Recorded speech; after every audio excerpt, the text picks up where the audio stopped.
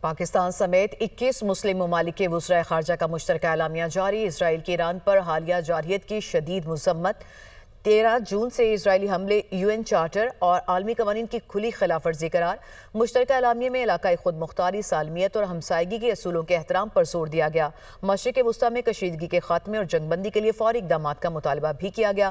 خطرناک کشیدگی سے خطے میں امن و استحکام کو سنگین خطرات لاحق ہیں۔ ایرانی جوہری پروگرام پر پائیدار معاہدے کے لیے مذاکرات کی بحالی کو واحد راستہ قرار دیا گیا ہے۔ پاکستان سمیت 21 مسلم ممالک کے وزرائے خارجہ کا مشترکہ اعلامیہ جاری۔ اسرائیل کی ایران پر حالیہ جارحیت کی شدید مذمت۔ 13 جون سے اسرائیلی حملے UN چارٹر اور عالمی قوانین کی کھلی خلاف ورزی قرار۔ مشترکہ اعلامیے میں علاقائی خود مختاری، سالمیت اور ہمسائیگی کے اصولوں کے احترام پر زور دیا گیا۔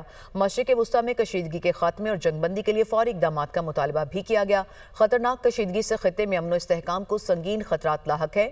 ایرانی جوہری پروگرام پر پائیدار معاہدے کے لیے مذاکرات کی بحالی کو واحد راستہ قرار دیا گیا ہے۔